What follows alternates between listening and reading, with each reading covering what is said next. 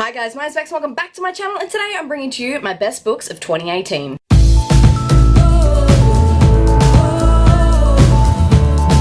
It is that time of year, guys. It is time for my best books of 2018, and I'm so ready to gush about all of my favorites from this year. This year, I decided I was going to be a lot more picky with my best and my worst books for the year. What normally couldn't be a video with 18 books in it, I have condensed down to a top 5 in both categories, and I'm so excited to tell you about all the books that I loved this year. This year was filled with a lot of bests for me. I had a lot of amazing moments here, and it's been such a big year for my channel, and I'm excited to continue that positivity into my best books of 2018. So without further ado, let's get into it. Now these are in order from number 5 all the way to number 1, and number 1 is going to be the best book I read in 2018, and I'm so excited to bring that one to you.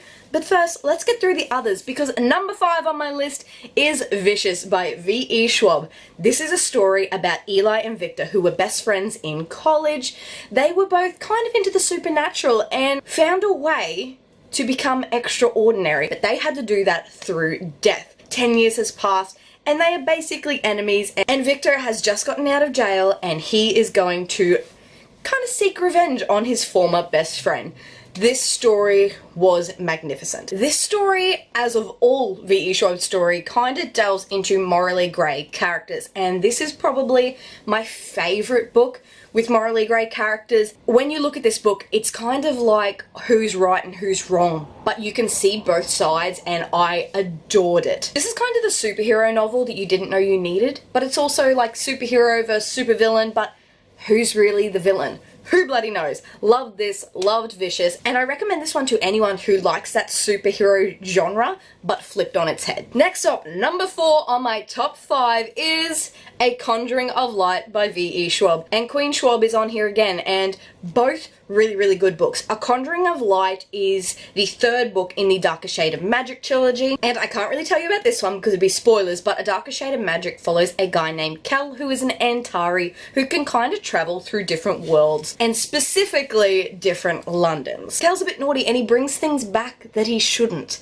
and shit gets real. There are some amazing characters, there are amazing side characters, and this whole novel took it to a whole new level. World building grew, and the character moments were fantastic, and everything about this book was 100% a 5 out of 5 stars. It's funny to see where V.E. Schwab's come from A Dark Shade of Magic, which I actually thought I was going to DNF, to this book, which I cannot stop thinking about and cannot wait for more in the Shades of Magic sort of world. I would highly recommend this whole series to people who are breaking into the fantasy genre and who love rich, developed worlds, because the world in this and the magic system is beyond anything I've ever read before, and I adored it. Number 3 on my list is The 7 Husbands of Evelyn Hugo by Taylor Jenkins Reid. Now this is a really surprising one to make my list, because this is sort of a historical fiction mashed with a contemporary, but it was absolute phenomenal and it blew my socks off. But this story follows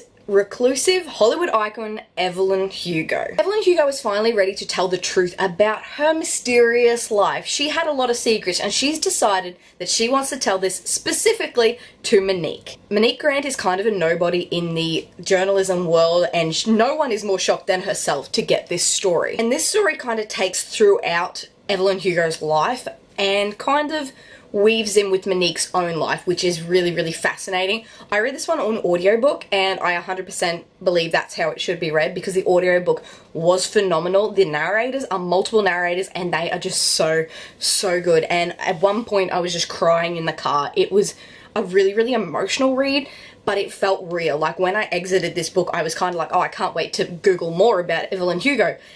To know that she doesn't exist is just incredibly written, because the author, Taylor Jenkins Reid, made her feel so real. The characters in this are complex, the dynamics are complex, the writing is beautiful, and it was so many emotions packed into this short story, and this life of this Hollywood icon that isn't even real was just absolutely incredible. I highly recommend this one if you love historical fiction, if you love contemporary, even if you don't. They're not my genres, but I adored this. Number 2 on my best books of 2018 I couldn't choose because it's both Six of Crows and Crooked Kingdom by Leigh Bardugo. This duology honestly is more than I could have asked for. It is absolutely brilliant. Six of Crows follows Kaz and a crew of sort of criminals who are tasked with an impossible heist. They must break into the ice court, which is basically built to withstand armies. But Kaz and his crew have been offered the money of a lifetime, and they would finally be able to live the lives they want to lead. So I read Six of Crows